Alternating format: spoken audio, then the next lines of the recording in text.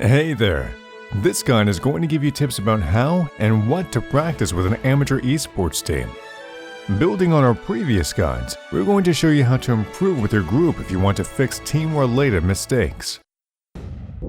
Hello guys, and welcome to the Dojo. Guide after guide, we thrive to help you get better with your team. In this one, we're going to show you some exercises and examples of how to improve communication, execution, how to do a strategy session, or shot calling practice, just to name a few things that you can work on. It's important to know what mistakes you are struggling with as a team. In our previous guide, we showed you how to do a Scrim review. That's what you're going to need here. Of course, you can try to figure out what's not working by yourself without a video review, but it's usually for the best if the whole team is participating and reviewing your games together. This way, you're going to be able to spot more mistakes and come up with potential solutions. In this video, we're going to give you some exercises for common topics you need to work on. Let's get to it.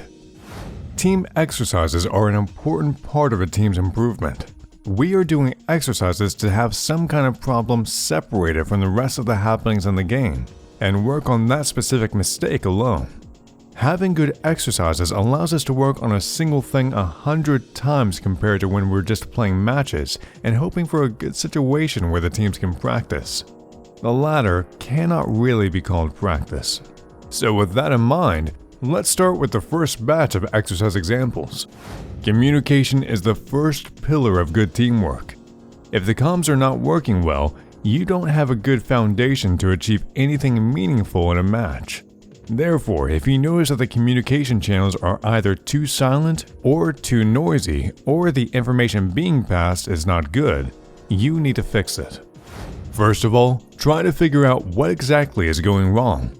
Here are a few common examples. When no one is talking, it's usually because they don't know what to convey. Try to emphasize the importance of information and establish a good and minimal baseline for the format of past intel. Start small and build it up. Ask everyone to call when they're nearing their ultimate charge, when they see an important target getting low, or when they're being harassed. Then step by step, you can get to a point where all important info is being passed well.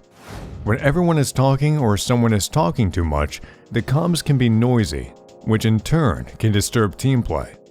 In this case, try to ask the players to tone it down a bit and focus on important calls and relevant pieces of info during the match.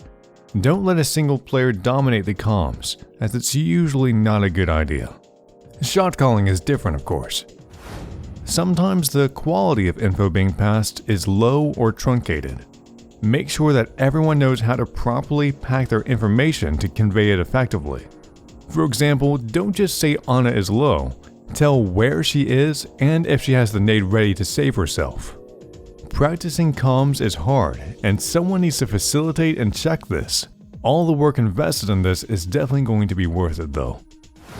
Alright, keeping to the topic of communication, shot calling and in-game leading is another important core skill to have in a team. Without it, the team will just be a bunch of uncoordinated players running around like headless chickens. Someone needs to lead and tell what to do in different situations. We have a video explaining this topic in depth. Click the card right now to see it. To practice shot calling or to trial your players for shot calling, just make sure you know how to do it and do it. There is no better way. The important thing is to let the player do it until the end of the match and follow the calls no matter what. The team can discuss what was wrong after the match, but never during it, as it will cause too much of a distraction. Remember that this takes time. It's a hard skill to develop. Support your teammates. Next up, let's talk about team execution. This is the team movement, combined ability, and ultimate usage. Even if the comms are great, execution can be lacking. Therefore, it needs practice. One of the best ways to practice execution scenarios is to figure out what you're usually doing in the team that needs good coordination. A good example is Reinhardt and Zarya working together. Another one can be combining Genji and Ana's ult for a nanoblade. There are two stages for these: understanding and execution. Understanding and discussing what you need to do comes first. How are you working together as Zarya and Rein? What is your goal? To gain charge and to preserve Rein's shield while making sure that you're taking the damage without feeding. The way Zarya and Reinhardt move together and how they communicate can be practiced in a 4v2 or a 3v3 scenario, for example. Zarya and Rein need to withstand damage from DPS characters, protecting a tracer behind them, for example, and pushing towards the DPS heroes. You can time it or measure the distance they can cover.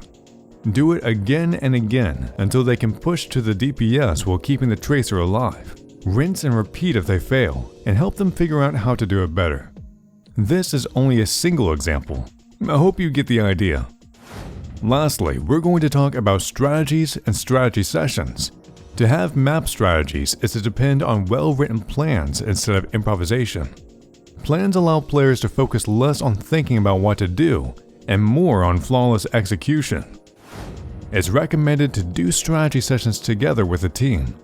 Get a map, for example King's Row, and have plans about how to attack and defend common comps. If you're really dedicated, you can even go in-game with a team to take positions and imitate situations where you have to rotate or attack together. Look at where the players are, what they're doing, and how they're acting. If you have these strats figured out, it's a good idea to write them down and call them during the games. You're going to have to practice a lot if you want to become a good team. However, the experience you gain on the way is well worth it in our opinion. If you like what we're doing, subscribe and like this video. For team and personal coaching, join our Discord or check our Patreon page. See you guys in the next one.